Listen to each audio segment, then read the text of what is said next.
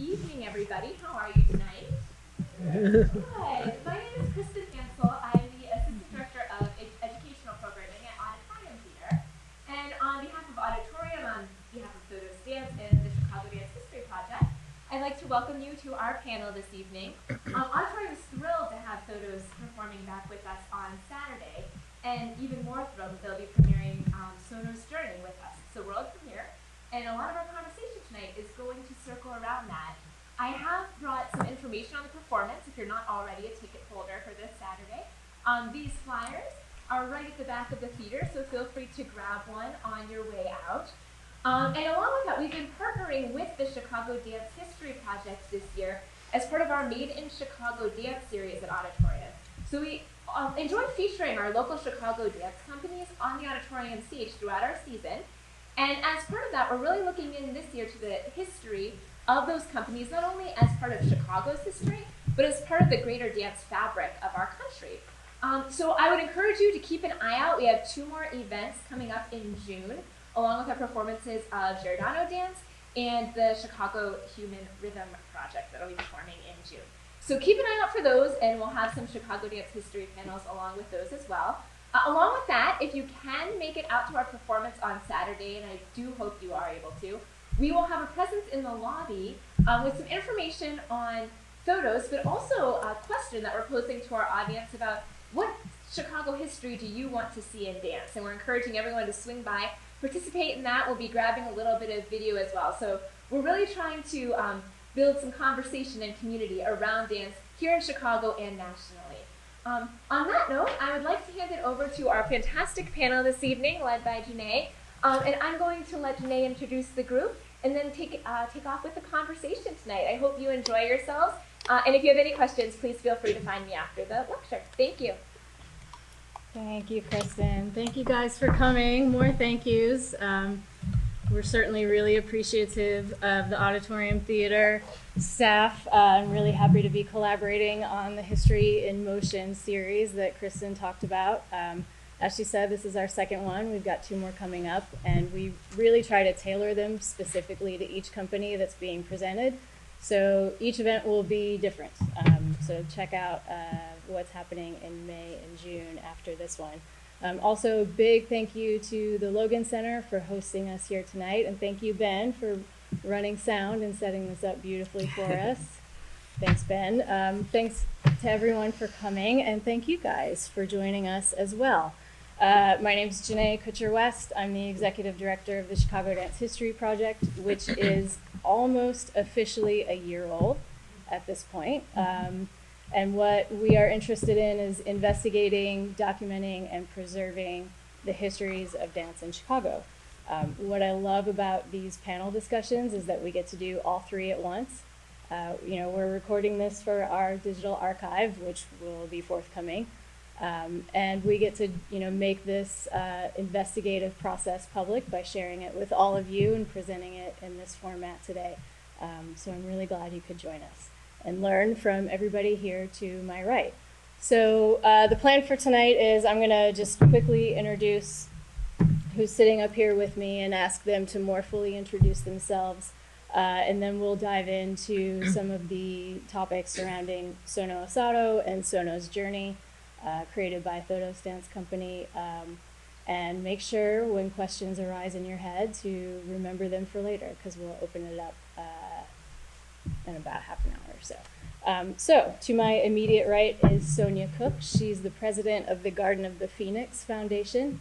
And as an aside, we're really happy to have her here. She swooped in at the last moment when Bob Carr was not able to join us from Project 120. So I hope that we'll be able to hear a little bit about that as well.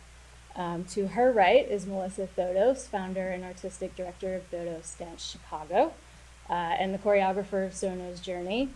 To her right is Jessica Miller Tomlinson. She's one of the featured dancers in the company and one of several that play Sono, is that right? Yes. Okay. That's a good way. Yes, that's one way of saying it. Okay. We'll get more detailed later. Okay. More detailed to come. And Sharon Lear, board president of Thodos Dance Chicago. So why don't we just take a minute and hear more a little bit about your backgrounds and yeah, we'll take it from there. Okay. Well, welcome everyone, and I'm delighted to be here.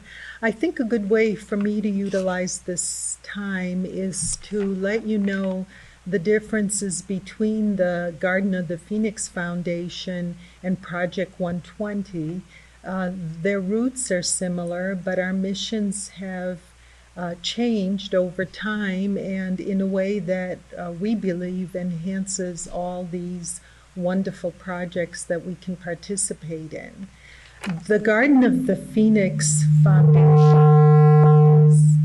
is basically a partnership with the Chicago Park District. We partner to be caretakers of the garden and of the history that emanates from the garden. For those of you who may not know specifically where the Japanese garden is, it is directly south and behind the Museum of Science and Industry. And one of our missions has been to bring greater recognition to all of not only Chicago, but the world as to the significance of the garden, which had its inception during the Columbian Exposition, and to really help those who are interested, and hopefully that's a huge part of our community as well as our visitors, understand where the exposition took place and what forces created what we think are activities that are still current today. So the garden was part of a pavilion. The pavilion was the only building that Olmsted and the fair presenters allowed on the wooded island. They were convinced by the Japanese garden that the Japanese had the best concept of a place of rest and respite from the rest of the World's Fair. So the pavilion had a life that went into the 1940s. Unfortunately, it was burnt and down by accidentally, and that spot now, fast forward 130 years, is going to be the spot where Yoko Ono is going to be doing an art installation. So that's just one example of how we're pulling history from 120 years into the current environment. So the Garden of the Phoenix Foundation very much is a supporter of a public-private partnership between the Japanese government and Chicago to keep that garden and its space alive and open for people to come and learn and enjoy. And what gives me a thrill is that public-private partnerships are indeed wonderful ways to join the arts with a city's endeavors, and one that has lasted over 120 years is certainly marvelous. So our foundation, besides taking care of that area along with the partnership, has started planting cherry trees and having different rather modest projects, we believe. But like any passionate endeavor, and I have to credit Bob Carr, who is in Shanghai today, with starting the ball rolling, so to speak, because he has an inordinate passion for Chicago, for Japan, for the South Side, for the park, bringing all that together, starting the foundation, planting some trees, has sown seeds that we never even expected to be sown. And one of them is this wonderful performance, bringing to light the history of Sono Osato and her family and father, who was the original caretaker of the pavilion and garden. It's brought forth another project by Project 120, which is the Yoko Ono installation. And we hope that every seed that's planted has that same creative impulse, and it in turn engenders another wonderful project. So I think I'll stop there with the understanding of the foundation as well as Project 120. My own personal story is I met Bob Carr in the garden 20 years ago. We found a lot of similarity in our passion, and I am a Hyde Parker of at least 40 years. And so my roots are not only in Chicago, but literally in the space that we're to talk about this evening. Great, thank you. Great. Well, I'm Melissa Thodos. I'm the founder and artistic director of Thodos Dance Chicago. It's hard to believe, but Thodos Dance Chicago is in its 24th year this year. And it really began very organically 24 years ago. I always had the idea that a dance artist should learn by creating, by performing, and by talking about what they do in a teaching environment. So Thodos Dance Chicago's mission always has been and will continue to be the promotion of contemporary dance as a cultural activity in those three areas: education, creation, and performance. In our development and our growth, we started very grassroots. It was actually me and one other dancer at the time. And it was always my dream, once we put a board together, to continue to create more and more projects with the resources that are coming in, and to expand in each of these components of the company. And we've done that very well in so many ways. And I'm giving you this kind of retrospective of how we began and who we are, because you don't just have a company and then go into a project of this magnitude. It takes an immense amount of time, thought, and anything that we do in Thodos Dance Chicago, we think about how it fits into and melds with the mission at hand. And in that light, we're always looking for projects that will create growth for the artists who are in the company on all levels, the designers, the dancers.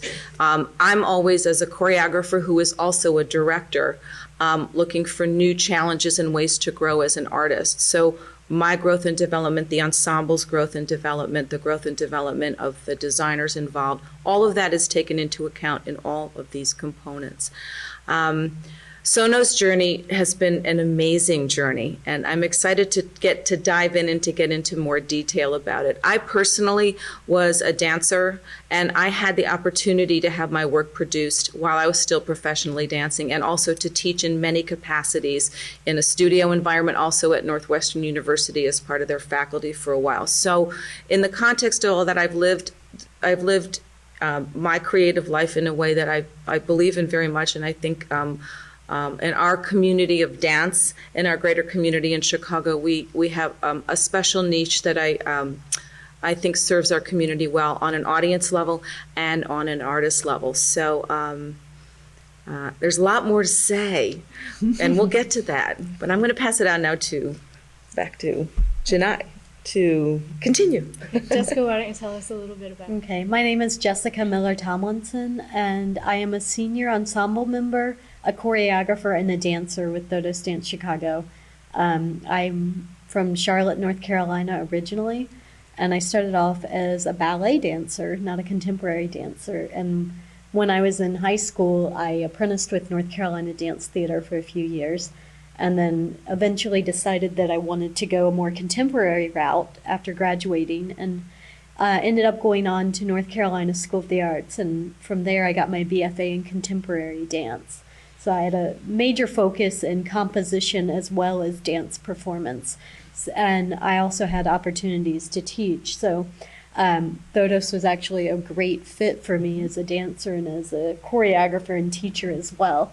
I knew from a young age that I was interested in doing more than just performing, that I wanted to have a well-rounded career. So it really touched in on all of those facets of my personality and what I wanted to do with my career personally as a performer and as an artist.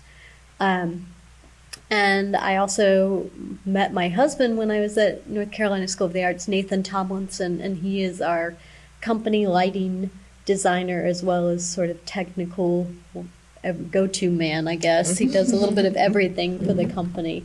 So we're very fortunate to get to work together not always on a daily basis, but we get to tour together a lot. And it's been really amazing to work together in this capacity and to get to see the world together. And, you know, in addition to what I do with Thodos as a dancer, I do a lot of independent work on my own as a choreographer. I've had a lot of great opportunities through our New Dances program, which the company produces each summer, and that has really helped push me forward as a choreographer here in the city. And I've been fortunate enough to be able to produce a lot of my own work outside of what we do in the company, which has been a real pleasure for me as a choreographer and as a dancer. I also am one of the co-artistic directors of the Thodos Dance Chicago Youth Ensemble. And I know they're thrilled because they're going to be performing at the Auditorium Theatre this Saturday as well. They're going to be in the lobby during intermission. So that's like the big highlight of their year right now, to be in this iconic space and to do a piece of mine, actually. So I'm really excited for that. And this project, we've done several other story ballets that I've been a featured dancer in, but this is a very different journey considering Sono is still alive. She's not someone who's passed on or a fictitious person in any way. She is actually a living, breathing human, and I'm really excited to meet her, hopefully. She's 96. She's very old and a very amazing woman from what I've read in her book. I'm super stoked to meet her. Great. We'll outline a little bit of her history in just a second, but Sharon? I am Sharon Lear, and I'm president of the Thodos Dance Chicago board. My background is not as a dancer, but someone who's very passionate about dance, loves to watch dance, loves to wish that I was a dancer, and admires the sport of dance and the art of it. And I came to Chicago about 23 years ago with Crane Communications. I was in New York, and I'm selling advertising for Crane Advertising Age, came to Chicago. I met my husband about 2 months after I got to Chicago, and therefore stayed. And in that journey, I then became a mother and also into a second career in philanthropy. So I'm a philanthropy professional, had been with Northwestern Memorial Foundation for 12 years. And I love the opportunity and being involved with capital campaigns and creating something from nothing, and really just an idea that then comes to fruition. And so this project and Sono's journey is also that type of project. It's not building a hospital, but it's building a piece of art that will be not ephemeral, but hopefully there for many, many, many years and decades to come. So my love of dance really started. My parents were very much into the arts. We all played piano or another instrument. We all were artists.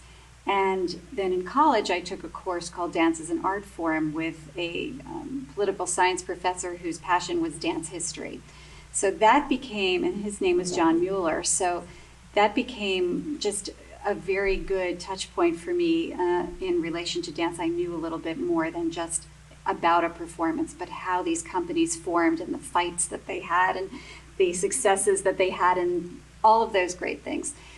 I met Thodos through our daughter, who has taken dance through the company since she was 8 years old. She's now 17, and it gave her so much. And so as I got to know Melissa and the work, and got to know Jessica and how much they did for our daughter, it just became a very natural segue for me to be part of the board. So that's how I got here. Great, thank you all. So before we dive into the discussion, I thought I would just give you a brief history of Sono Osato, the subject of the work that's premiering on Saturday, Sono's Journey. Sono was born in Omaha in 1919, but her family eventually settled here in Chicago. Her father, Shoji, immigrated from Japan when he was a teenager, and her mother, Frances Fitzpatrick, was of Irish French-Canadian descent. As a young child, Sono studied ballet first with Adolphe Bohm, and then Berenice Holmes for I think 2 years, and then at 14, she on the stage of the Auditorium Theatre, she auditioned for Ballet Russe de Monte Carlo and was accepted. I believe she was the youngest dancer at the time and also the first American. Correct me if I'm wrong on that.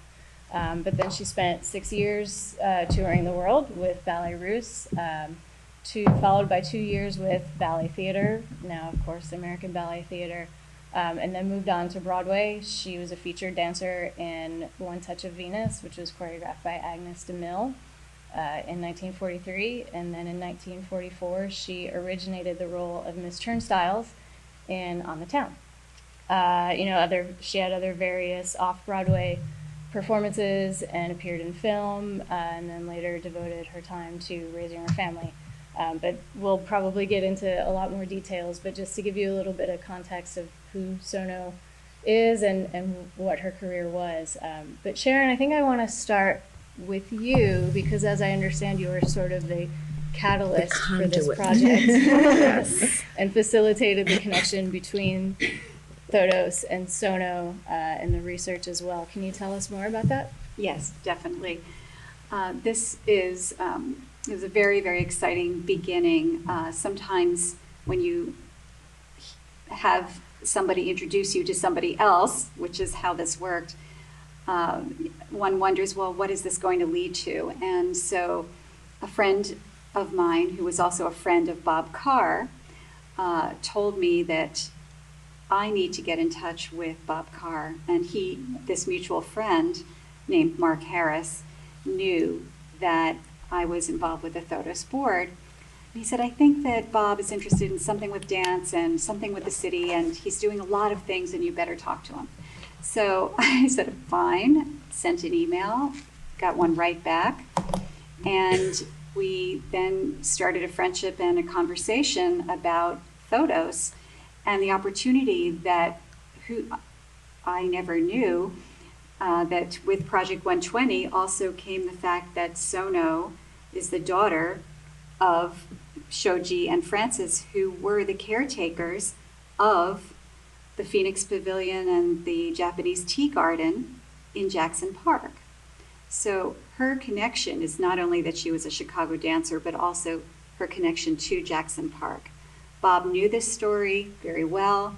He's a historian, and we had many, many conversations over lunch with Melissa and Rick Johnston and Gail Ford, our executive director. And over time, it then became, obvious that we were chosen to be kind of that dance component of this very creative project, which is the Nexus is Project 120. So we're very excited, by this, because it became clear very early on that there was a dance component, there's an art component, there's an architecture. There are so many wonderful arenas that thrive around the revitalization of this very famous park in Chicago, and also the Japanese relationship to the United States and to Chicago. So bottom line was, it was very serendipitous, but then it became instantly, it made a lot of sense for us. And Melissa, can you give us maybe a brief description of Sono's journey and the process by which you researched, by talking to Sono, how the whole piece came together? And Sure. Maybe a couple aspects that. Sure, I'll try to be brief. Sono's Journey is Thodos Dance Chicago's third story ballet. The first two story ballets that we did, the first was about Chicago's World's Fair, titled The White City, and that piece, along with a piece about the life of Helen Keller and Anne Sullivan, titled A Light in the Dark, were both works that I created alongside Anne Reinking. So we collaborated on those works together. And in working with her, I learned a lot about the story ballet, the narrative, and what it means to have an arc and then arcs within an arc, arcs within a large arc, to take a story. So those two story ballets were kind of huge learning experiences for me to embark on my own and have my own journey as a solo choreographer in the regard to Sono's journey. Sono's journey, and I had always wanted, that was always a goal of mine to do. Sono's journey was the perfect opportunity for that, in the timing of it, in the fact that Sonia and Bob and Sharon and I all got together at the Art Institute, where there are panels in the basement from the Japanese tea house. We saw the panels, we went and had lunch, and we talked extensively about the possibilities of all of this. And from the get-go, it felt absolutely right.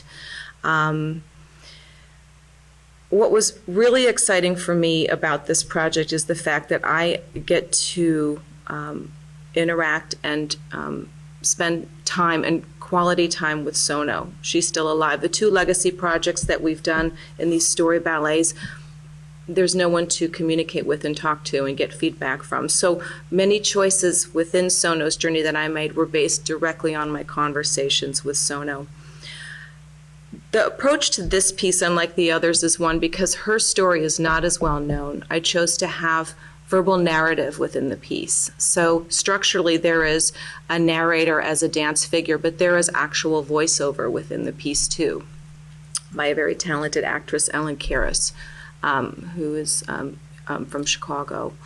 And the work is about 40 minutes long, and when you create a work, what be it a full length, 2-act like a Nutcracker or Sleeping Beauty, or even a 1-act, you have to make a lot of choices about what to include and what not to include.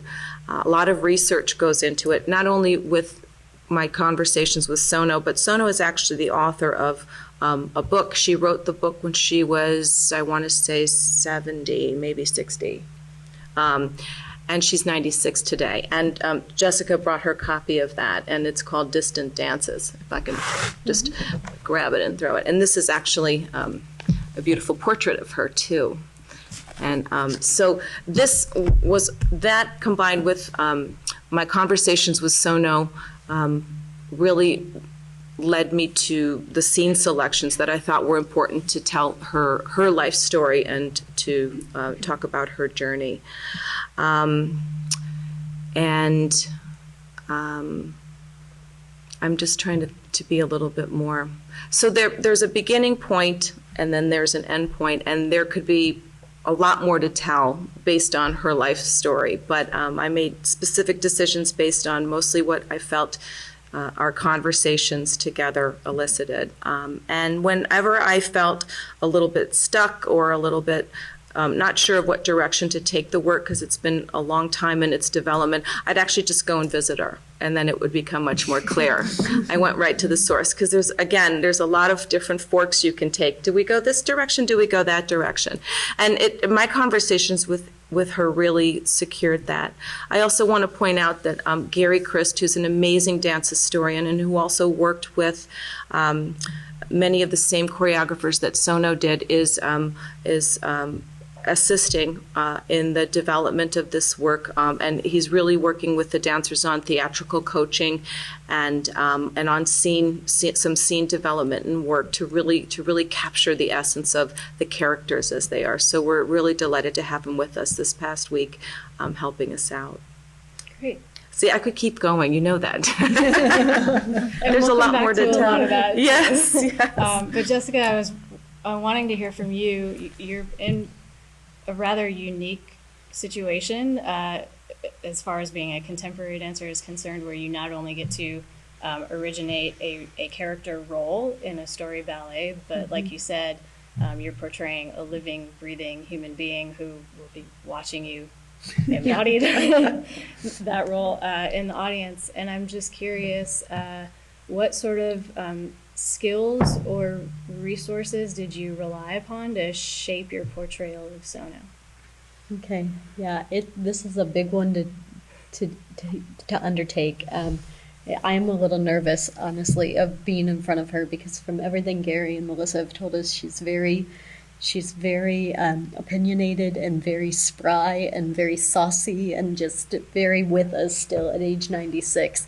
So I'm interested to see what she has to say about how we are portraying her and her lifetime and the passion that came across in her book. And just, I think for me, because I haven't met her, just relying on what Gary and Melissa have told us about her, that's a source of inspiration, as well as reading her book.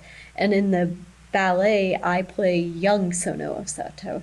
So I am her from birth all the way up until I do the major audition on the Auditorium Theatre stage, which is awesome because I'm actually doing the audition on the Auditorium Theatre stage where she had her audition for Ballet Russe. So I am Sono up until age 14, and then it transitions and Abby Ellison becomes Sono, a little bit older Sono, from age 14 up until her like 20s, later 20s or 30s even, when she was on Broadway. So this is a really cool piece for me. And just, Gary is an acting coach and is someone who has worked with a lot of the same choreographers that Sono actually worked with, Agnes DeMille, Jerome Robbins, to name a few.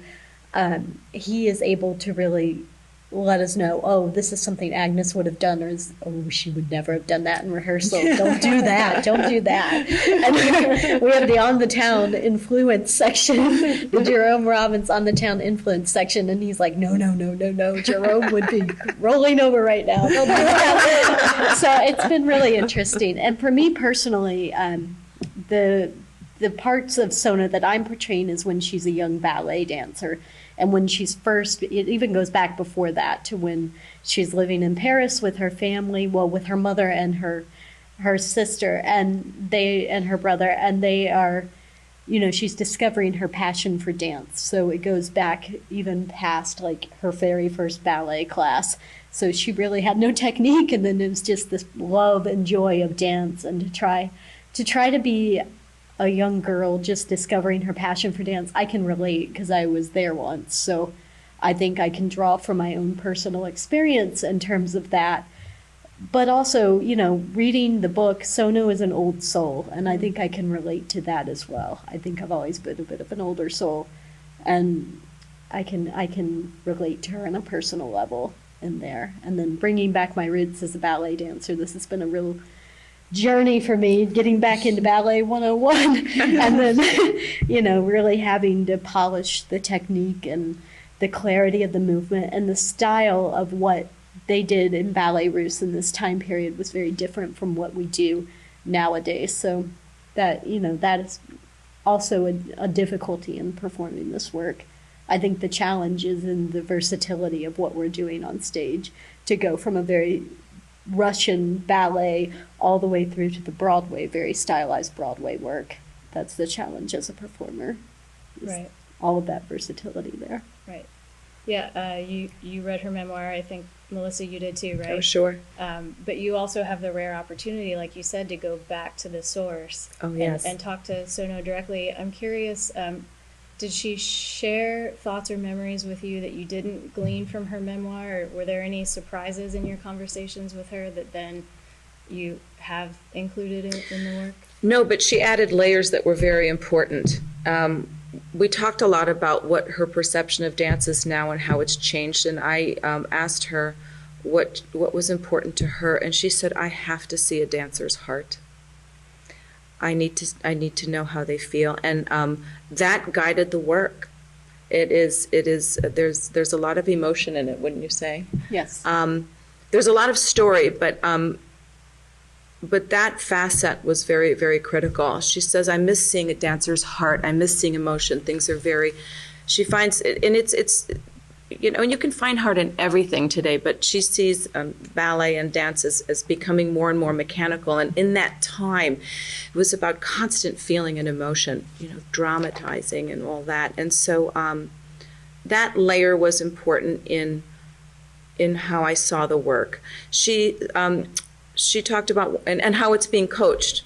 with Gary and with I. We're coaching it very specifically. Gary was with me for 2 of the visits with Sono, and that was very important to have him there too, because he is helping me to remember some of the things that she cared about and talked about that weren't in the book. Layers and nuances, veneers.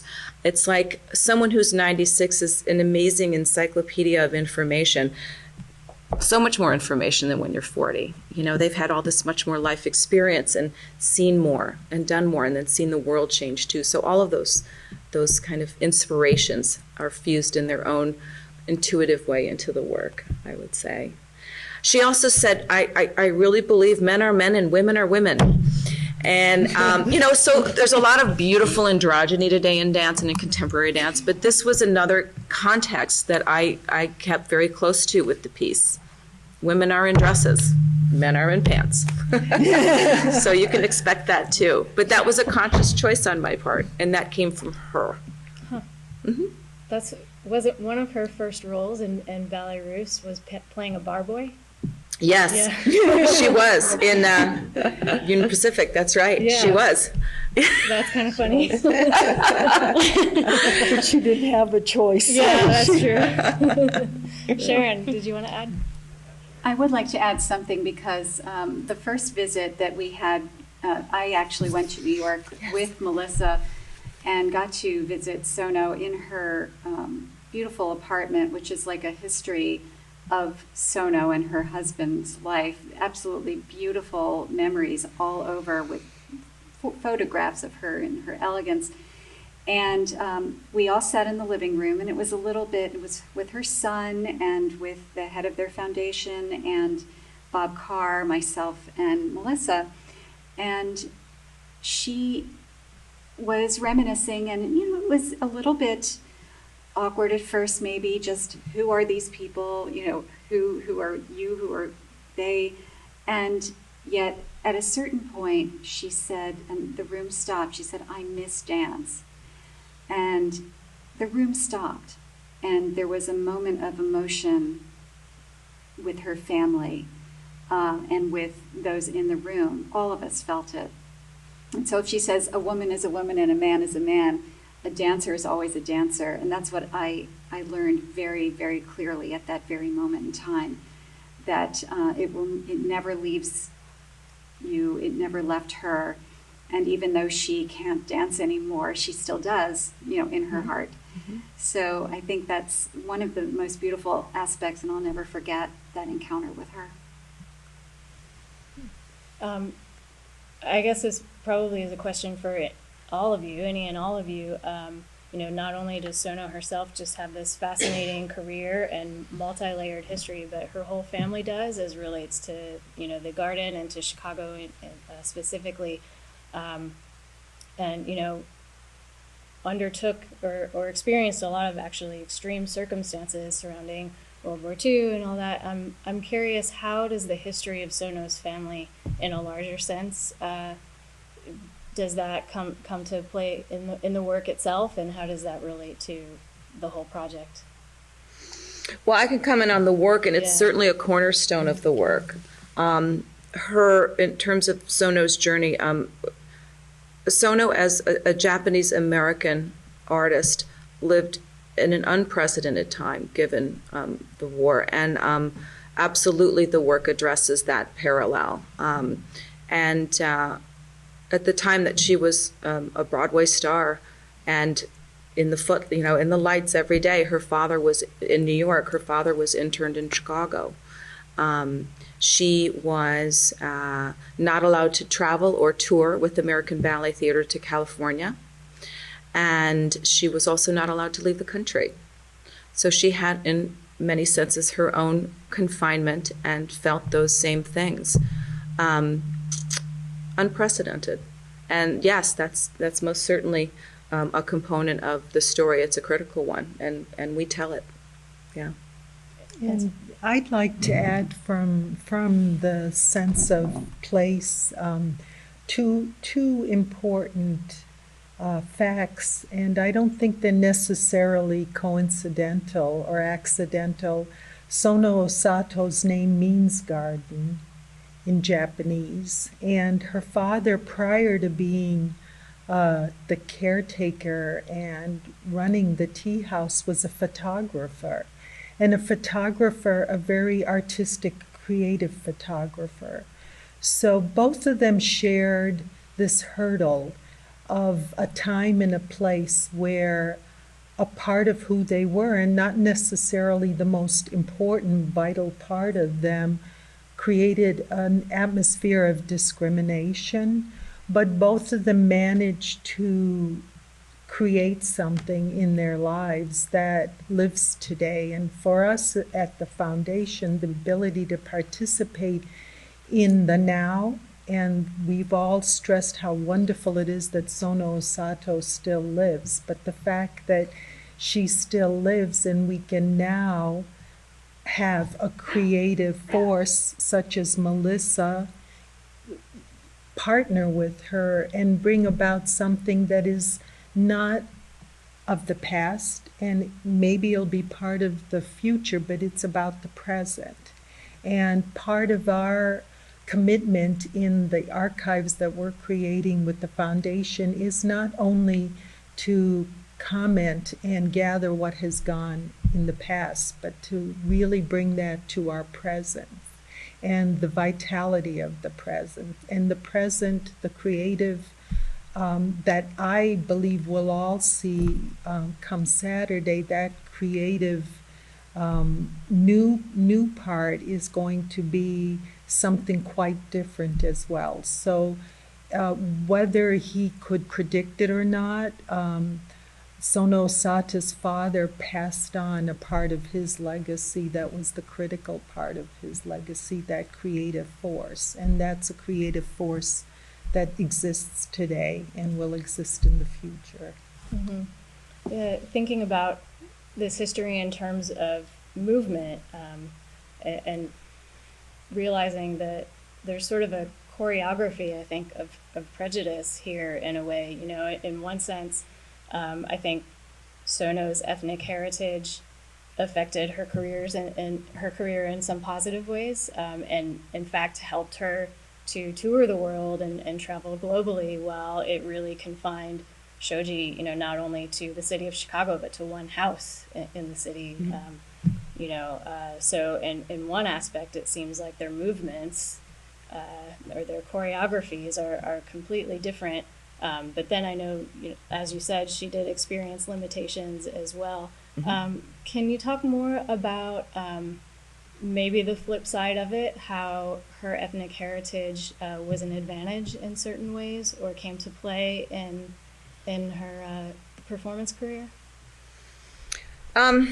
You know, it's interesting because I don't see that is what dictated what she did at all. I feel like the dance environment was a neutral place for all, and I feel strongly that there was no typecasting. I do know, in talking to her, she tells me, she says, I was not the most technical. I did not have as much training as I had hoped. Spoken like a hardworking ballerina, right? Mm-hmm. But you know, she in many respects started later than the Russians, because, you know, keep in mind Ballet Russe and Diaghilev before that.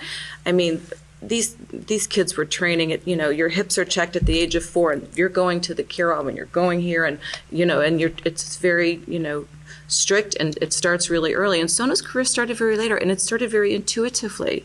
Her mother introduced her to the composer, Albert Berthelin. He'd play music and she'd just start moving. And you'll see there's a scene where Jessica finds that discovery in the ballet. And so Sono's experience was truly from an artistic and passionate place from the get-go. It wasn't about regiment. It wasn't Russian. It wasn't that. It was her internal. And then her mother saw that and guided her to the ballet class and to her first teacher. And then Bernice took over, and it's Bernice that arranged her audition and said this is their last performance. They're performing Les Sylphides at the Auditorium Theatre, and Colonel de Basel would like to see you after the performance. And she went into a corner of the stage and had they were pulling all the sets down, and had a little audition right there. And the colonel said to her mother afterward, we'll take her for 3 years, think about it, and left.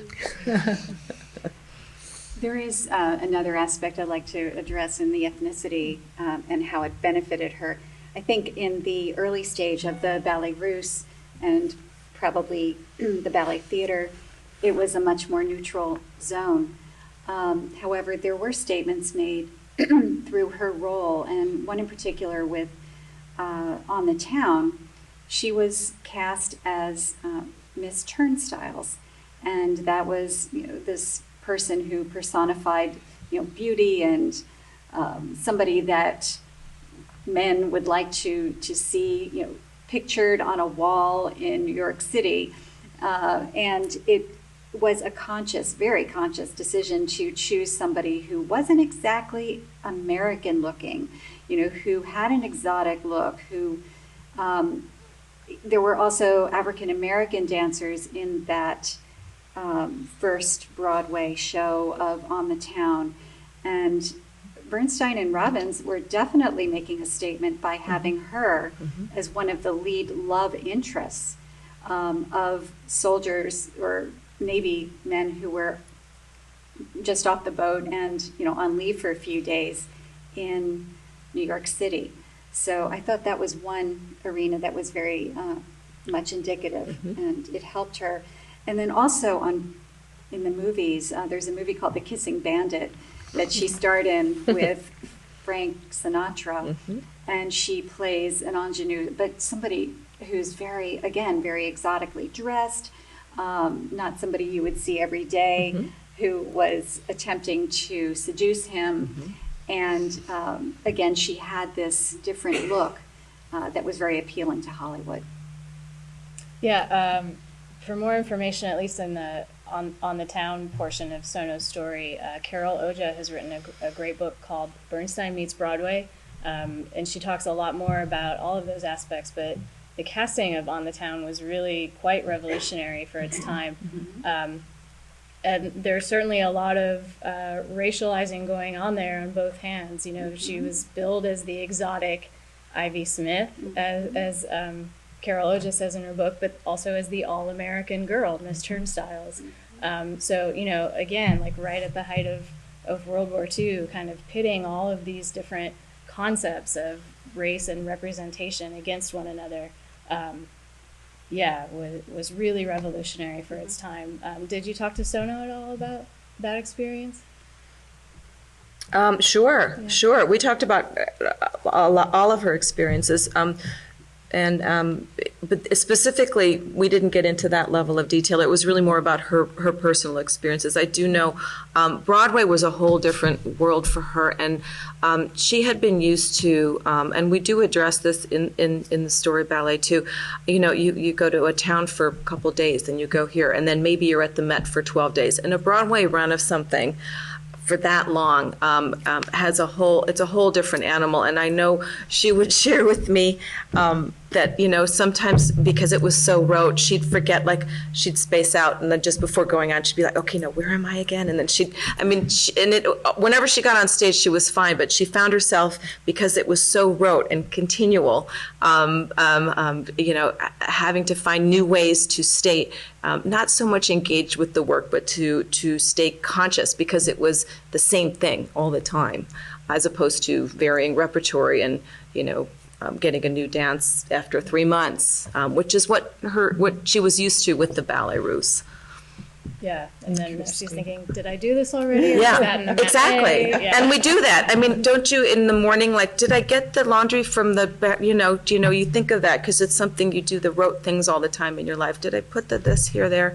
Did I blow out the candle when I left the house? Those kind of things. Yes. Obviously dance is inherently an oral tradition. That's how the techniques and the stories and everything are passed down, oral and corporeal. But there's obviously an added element to this because that oral tradition is then manifesting itself in a new work. So I'm wondering, again, any of you, what does it mean to, historicize or to embody and theatricalize history, certain aspects of history. What does that mean to you? What are the implications of that? Well, it's something just, I think, through the story ballets that Thodos has done to date, it was a conscious choice on my part as a director to want to do that, because I feel it's important to bring stories from the past into the present that haven't been told in this medium. For example, the White City. I remember talking to Chicagoans, and they had no clue about the World's Fair in Chicago in 1893 and the fact that it changed the face of Chicago forever. Helen Keller, Gibson, amazing play. The movie was a huge part of the research for that project. True American story, never done in dance. And then Sono's story, the fact that she's alive is amazing, but that's a story for everyone. I mean, and that's why, again, I just feel legacy keeps us so informed about how to create now. I mean, Jessica, how do you feel? Because you're a contemporary choreographer, and you've been involved in so many things relating to part of our history. This project is a lot different from the other two projects that we've done. White City, I knew a ton about the Chicago World Fair. It's something I had studied in school and just knew the history of that. And, I had read that book, the Eric Larson book, Devil in the White City, which is kind of what it was based on loosely. It goes much deeper than that. But my character, I was the victim of Dr. Holmes in that he was a serial killer, a first documented American serial killer. And I was a representation of all of the different victims that he had there. So it was cool for me to bring a story that I knew to life, like something that I had heard about, I had studied in school, to bring that to life. And then Helen Keller, everybody know, and everyone in our day and age, I would hope, would know who Helen Keller is, and Anne Sullivan. Again, that's something I studied in school, so I was familiar with this, and it's a role that I'm given. Like, I have to portray that person, and it's a part to act. You act it out. There is acting in dance in both of those, a lot of dramatic interpretation, and you're kind of going through the motions and telling the story through not just your dance, but your actual acting. And this is very different because not only I didn't know who Sono Osato was, she's not someone that I had ever heard of, and she is still alive, and I think that's amazing that she's still with us. And her story it's very personal to her. It's, she's telling her personal perspective on her life and the experiences that she's had. So this isn't something that you want to act. I don't want to act like Sono. I want to just I want to help voice her story, but I don't want to act her. I don't want to try to be a character. That's not what it is. And something really great that Melissa and Gary have told us is, there's already a narrative there. The story is already being told. You just have to be there and be present. You don't have to overact it. You don't have to overdance it. Just being in the space and being present is enough, because, you are embodying the passion, the story, everything that she is. So that's why this is a very different beast for us than the previous story ballets. I don't really consider this a story ballet so much as just like, I don't know how I would define this. Yeah, I've always called it a dance story. It's a dance. It's a dance. Story. It's a lot more dancing than in previous story ballets, whereas some of those, there's a lot more. My parts in particular in other story ballets were a lot more acting. This one, I dance. I'm dancing. Yeah, she dances a lot. There's a lot. It's a lot. In that respect, I think this is more of a distillation of what a creativity is, and that all life's experiences, as simple as it sounds, can be elevated into a time that is timeless. So it's a facet of history, and yet it's a very dynamic expression. And that is really at the heart of why, in my estimation, the arts are immortal. it's the arts that carry us from century to century, and it's these expressions that are important, and the fact that they are in certain moments connected to some individuals is an aside. It's the actual creative act. Mm-hmm. Yeah. That's amazing. In conjunction with that, I'm going to ask one more question, then I hope you guys have some as well. But maybe in 2 or 3 sentences, could you say what you hope the audience takes away from this work on Saturday? Any of you? I hope that they take away just the love of dance, the passion of dance, just because I feel like that's what she is. And like Sharon said, she's always going to be a dancer. So just that love of dance.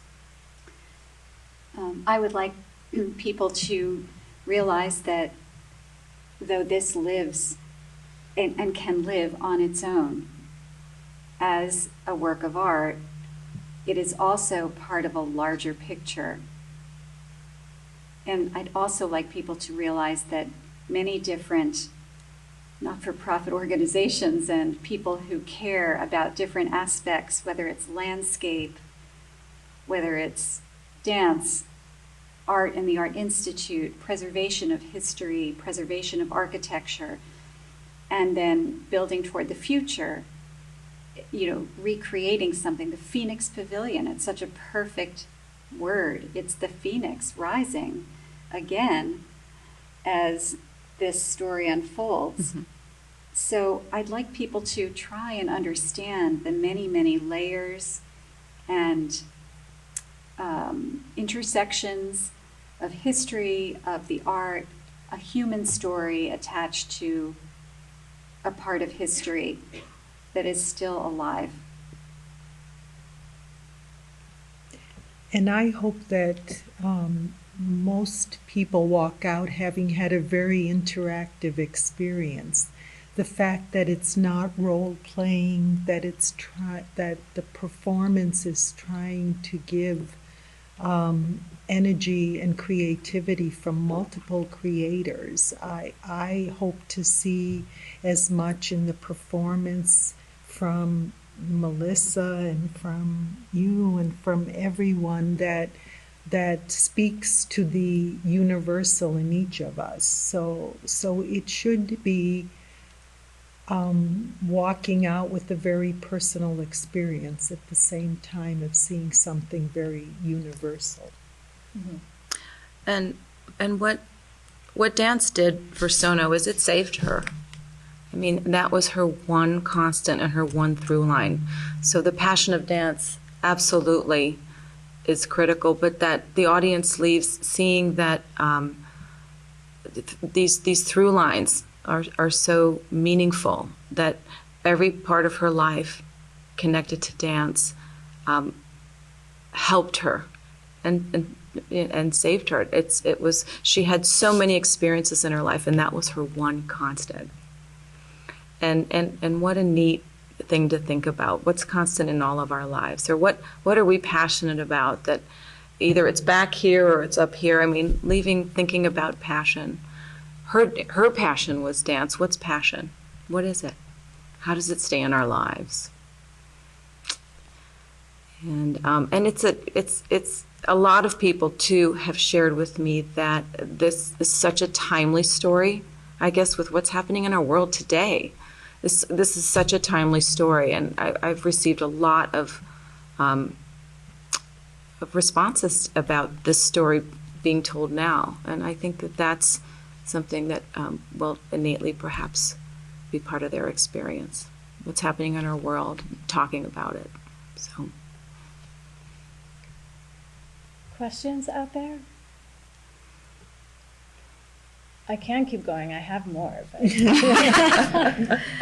my job to have more. Yeah, Zach. I'm curious to hear a little bit about what the score for the work is and how you arrived at the decisions about what music and specifically whether or not Osato herself informed those decisions or gave you ideas for what was going to be like the soundscape for it. That's a great question, and I can tell you that the sound score for this is a huge patchwork quilt.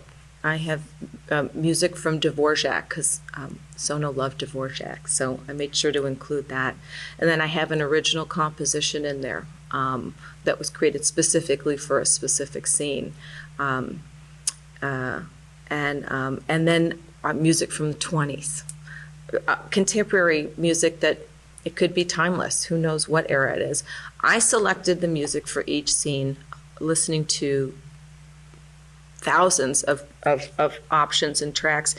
And I selected each one very intuitively by just listening to many things and noting when a certain thing stuck with me for a while. And if it stayed with me, then I went back and listened to it again. And then I said, okay, does it not represent, but does it reflect what I'm trying to accomplish in this scene?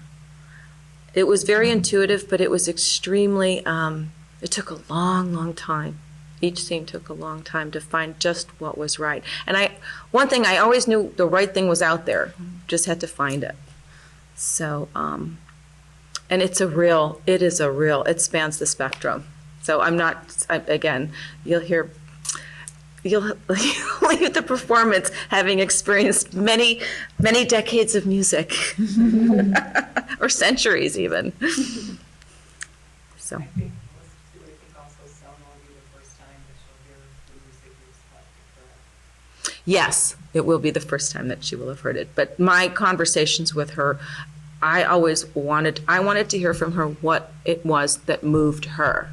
It wasn't, what did you do at this time? What moved you? What was important to you? This is her.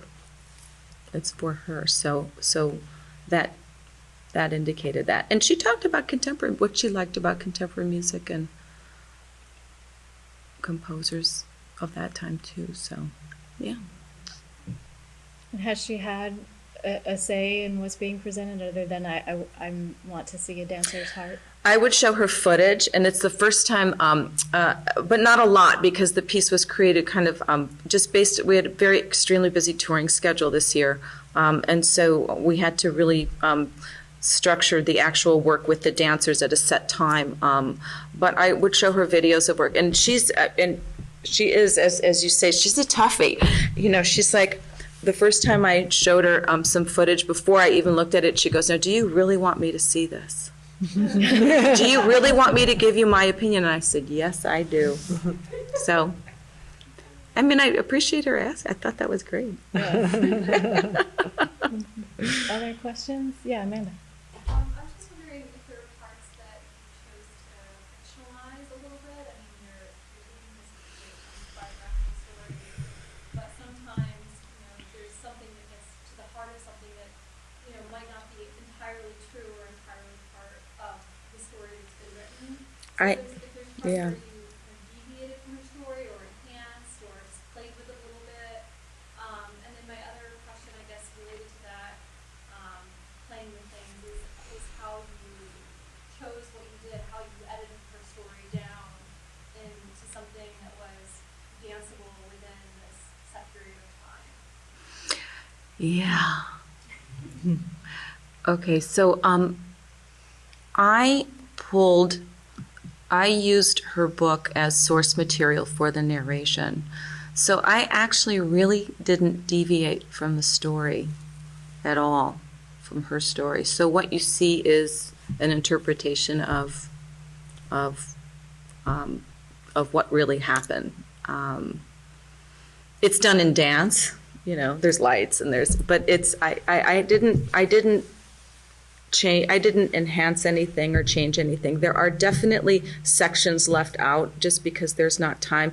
She lived through an earthquake, and she was in, where was she? She was separated from her father and her brother, and based on an earthquake. And it was a huge. It was in Japan. In Japan, the major right? earthquake. Yes.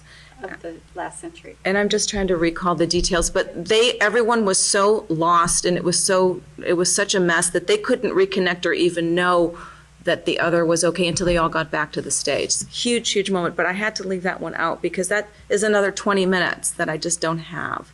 So there are things. I also chose not to include facets of her film career, just because with the story that I wanted to tell, there just wasn't enough time to do that. And also, I really wanted to focus on her time in her body in live performance, because that's the very thing that we're doing with the story right now. So I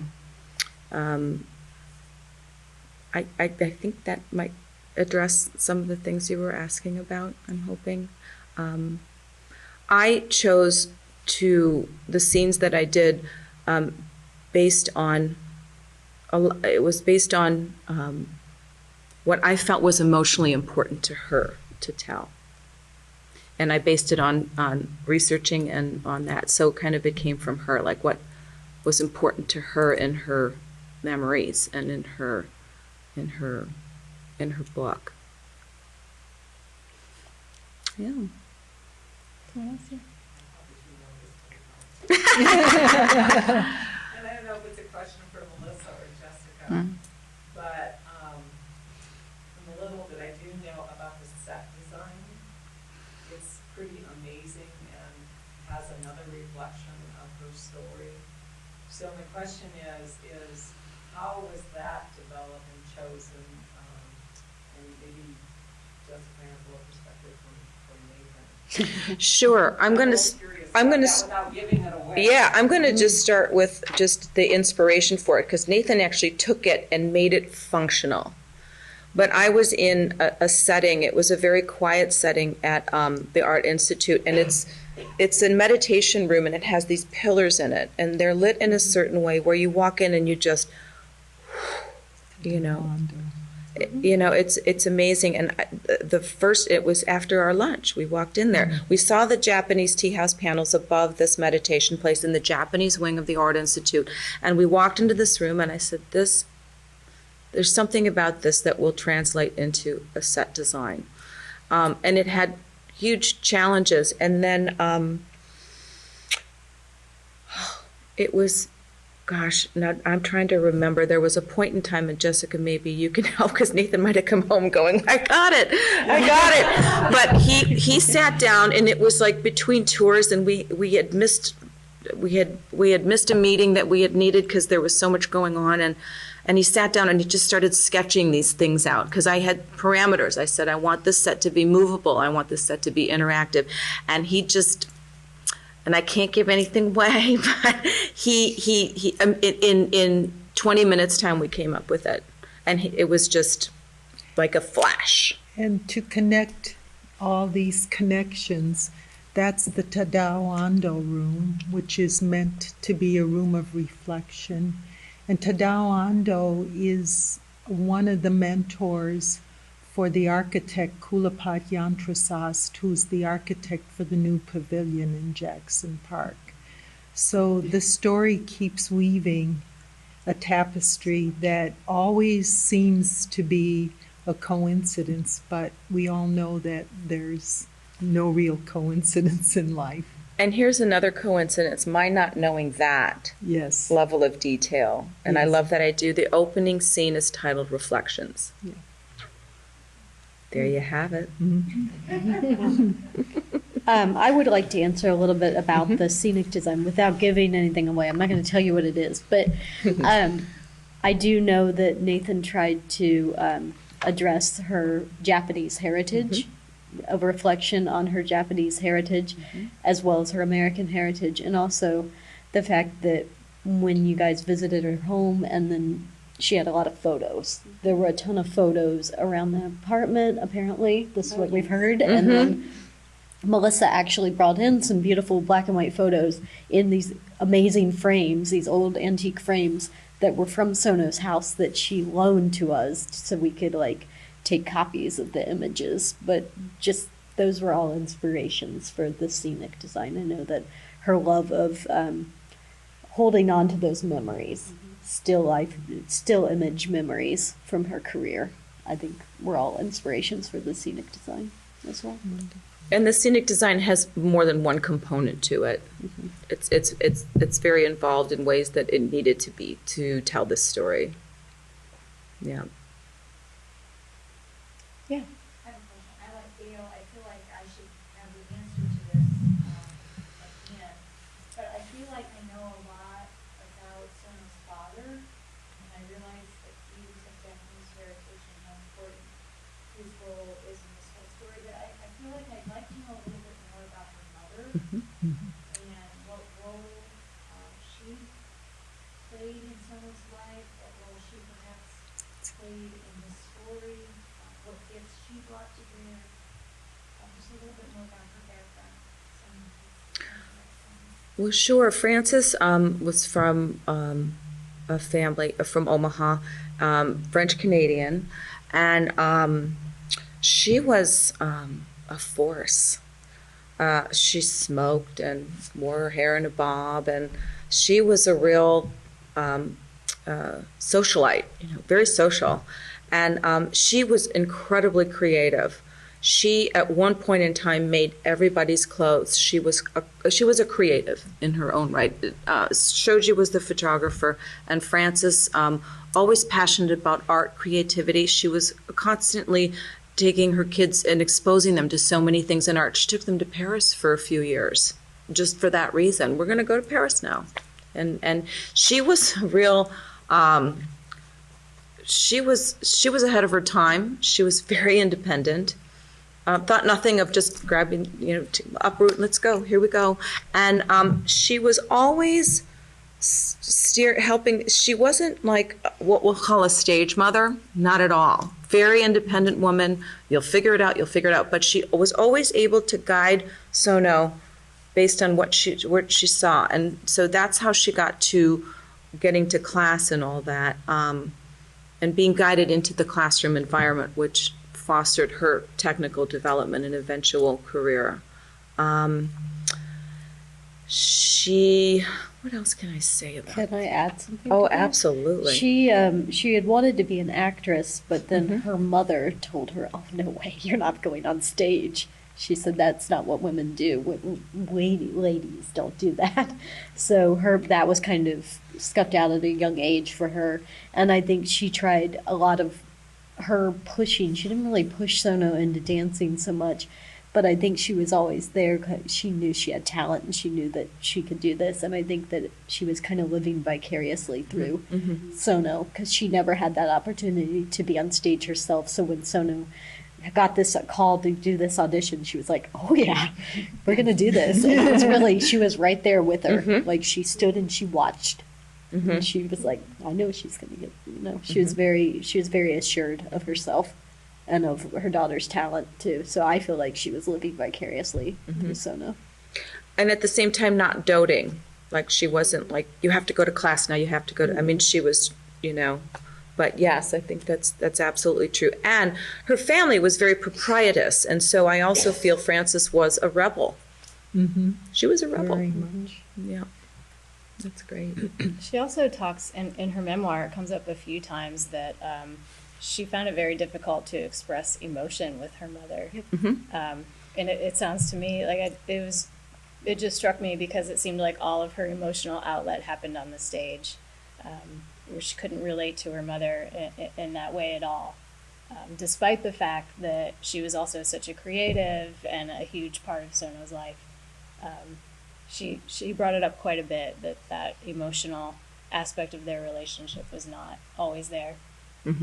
That's really clear in the ballet as well. And that's something, in the early stages of putting together the piece, Hattie Haggard, who plays my mom in the piece, she's my mom in the light and the dark, so we already have this mother-daughter connection. But in that piece, she's very nurturing and loving. And the beginning stages of the piece, she was right up on me, "Oh, daughter." But Gary came in and he's like, "Oh, no. It would not be that kind of connection between the two of them." And the more we read into the book, you see that, like you were saying, they were not emotionally attached in that way. they loved each other. That was apparent that there was love there. But her mother was really hard on her and doted on her sister a lot, her younger sister Teru, and was always telling her how beautiful she was. And she was always loving her younger brother Tim. Oh, the baby Tim. Oh. And then there was Sono. They just had an emotional disconnect between the two of them. And I think that's pretty apparent in the way that we're portraying their relationship in the ballet as well. And I do think, too, that even though that distance was there, it was also, the mother, Frances, had respect for Sono's talent and could see that there was an artist budding there. And so she brought her to many performances, many theatrical venues, and exposed Sono to the arts. So even if that strong emotional love connection wasn't as obvious, she still wanted to give something to her daughter that would last. Any others? Okay. Maybe we can end on a more current note. Melissa, as you mentioned earlier, it's a lot of the social and cultural issues that come up in Sono's history and Sono's story are absolutely relevant to today. In the dance community, I'm thinking of Misty Copeland in Chicago, and globally too. For better or for worse, these are still daily topics of conversation. So I'm wondering, how does this history and this story of Sono Osato, how does it become relevant today?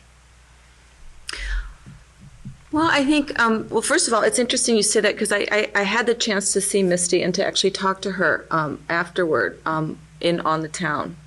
And it was so interesting because she had just talked to Sono that morning, on the phone. And we talked about the importance of legacy and story and how the legacy of Misty as playing Sono is so relevant to what's happened in the past. And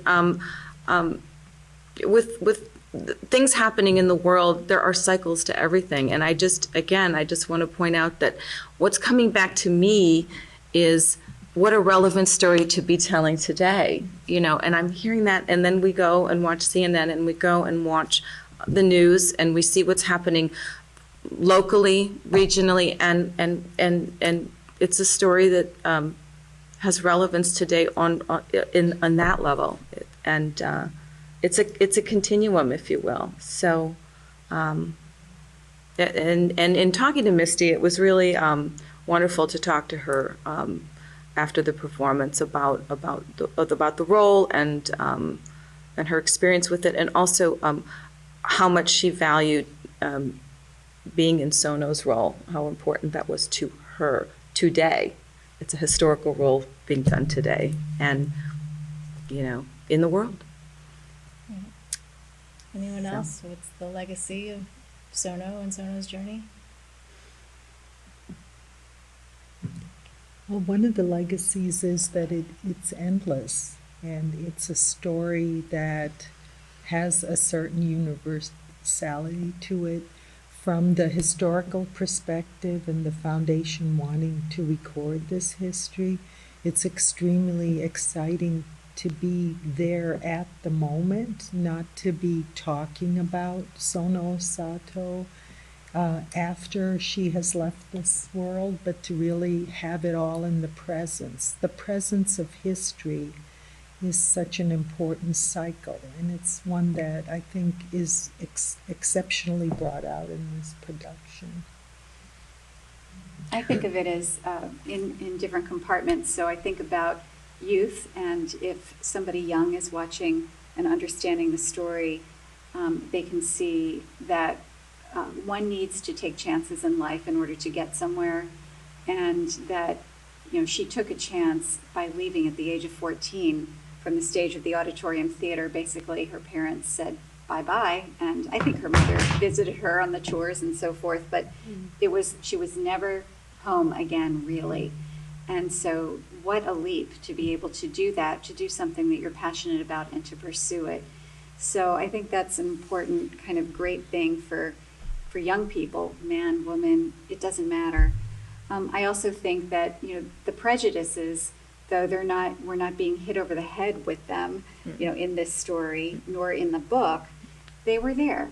And she, she was in a way protected through World War II, but at the same time, that was always a part of it. So as she was the first in On the Town as a Japanese American, and Misty Copeland played her role as Misty is the prima ballerina of the ABT.